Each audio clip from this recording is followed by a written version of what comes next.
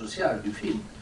Dans La fille inconnue, la fille qui est retrouvée morte. No, jo no crec pas que s'amagui l'aspecte social. De fet, la noia morta al riu, tirada del model, és una noia negra i sense papers. I pensa que això ens porta al tema de la immigració. I a banda, la culpa de la metgessa és una culpa, doncs el fet de no veure la porta, doncs és el que fa que hi hagi també un fonament i un diàleg en aquest tema. Elle regrette de ne pas avoir ouvert sa porte et qu'elle veut trouver le nom de cette fille inconnue pour qu'elle ait une sépulture digne de tout être humain, je pense que c'est un comportement qui renvoie à notre société, à notre humanité. Je rappelle aussi que... I recordo que fa 3 mesos el primer ministre Matteo Renzi va decidir dedicar una partida important del pressupost del país per tornar a recuperar els cossos, i que és el mínim que es pot fer una mínima dignitat. Retrouver leur identité, ce qui est la moindre des choses qu'on puisse faire avec ces gens. Mais c'est vrai que dans le film, ce que fait le médecin, c'est qu'elle change les gens. Bé, és cert. Per mi en català hi ha algú que... Bé, doncs és cert que en la pel·lícula passa això. La metgessa, de fet, amb el seu sentit de culpabilitat, canvia a moltes altres persones. Hi ha gent que l'ajuda. D'acord que és en la pel·lícula, però també hi ha aquest intercanvi que fa que les coses moguin. De tota manera, sí, és una pel·lícula, però vivim en un moment certament de por i que hi ha molta tendència a tancar-se amb un mateix. Això sí que és cert. D'inquiétude, et dans ces moments-là, il y a une tendance forte à vouloir se refermer sur soi.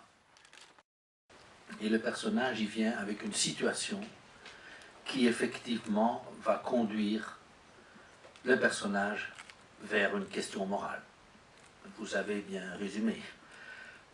Et ici, le médecin, comme personnage principal, est quelqu'un... Bueno, lo más importante es el personaje, que de alguna manera tiene una cuestión moral, porque es una doctora y como tal está destinada pues, a aliviar el dolor de las personas, el sufrimiento y a mejorar la vida. Pero ahí participa de manera involuntaria a la muerte, por no haber abierto la puerta. Y claro, y esto, además esto es una cosa que es, de alguna manera lo conlleva el juramento hipocrático. Pero como que ella ha hecho esto, no busca culpables, lo que busca es que esta persona acabe teniendo una vida digna. Y es la situation morale. Comment réparer ça? Et elle pense que ce n'est pas en trouvant les coupables, parce que elle ne cherche pas les coupables, mais elle cherche le nom de la fille inconnue pour lui donner une sépulture. Hein? On m'a demandé d'être le chef. Mais je ne sais pas, je réfléchis. De l'ordre. Mais c'est aussi une question...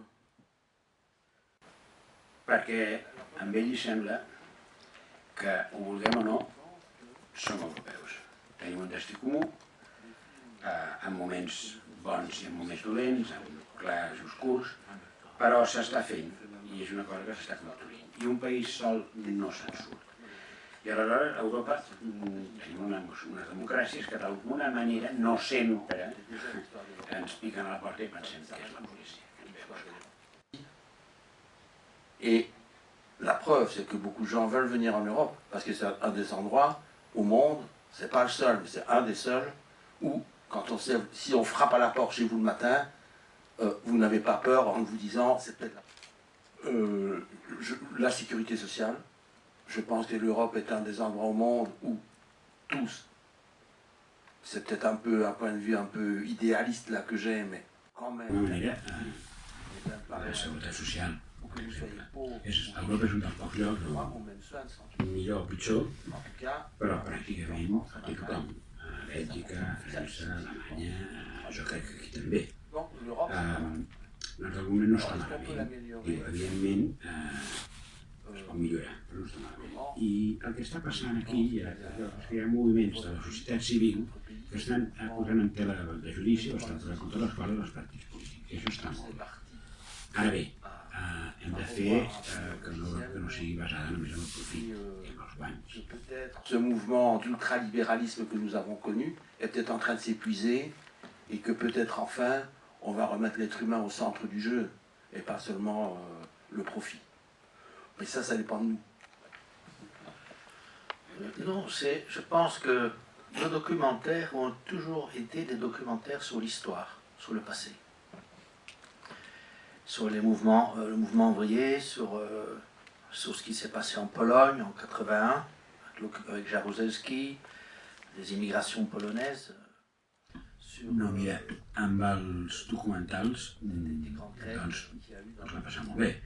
Eren documentals que sempre tenien un trasfons històric, és a dir, el moviment obrer, el 1991 la Polònia de Jaruzelski amb tota la immigració polonesa que això va comportar, les vagues en el nostre país, però en les pel·lícules no va ser tant un desig d'observar la realitat, sinó era un plaer que ens va arribar de treballar amb actors, i no era una actitud, no ens va moure una actitud política, sinó un desig de fer creació, de moure els personatges, no va canviar res, senzillament això ens divertia molt i ens va agradar molt.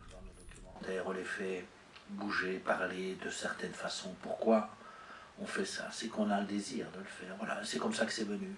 Mais il n'y a aucune intention, je dirais, de mieux dire la vérité des choses. C'est pas ça. Alors, bien sûr, quand on a commencé, quand on a fait... D'abord, on a adapté une pièce de théâtre sur l'histoire qui avait un rapport avec la Shoah, avec l'extermination des Juifs. Et notre premier film de fiction, puisque Mira, de fet, la part de la primera pel·lícula, que era una adaptació d'una obra de teatre sobre l'Holocaust, però, per exemple, és evident que quan vam... Quan nosaltres una història de teatre és una història que ja està feta, però, per exemple, amb La promesa, doncs, hi ha tot un conflicte moral del nano que es debat entre el pare, que és un traficant de persones i que l'estima, però per altra banda, com acaba fent-se home, com acaba trobant-se certa, doncs acaba trobant certa veritat gràcies a un estranger. I aleshores, és a dir, no només és intentar trobar una nostra veritat que és una manera de trobar la veritat. I d'alguna manera, doncs, amb aquesta pel·lícula ens passa això, que aquest nano acaba fent-se home gràcies a un estranger, a pesar de totes les dilemes morals que tingui el pare. Dans sa famille, dans sa culture, non. C'est vraiment quelqu'un d'autre qui vous permet, si vous voyez en lui un être humain ou en elle, un être humain, vous avez accédé à un lien avec l'humanité. C'est ça qu'on essaie de raconter.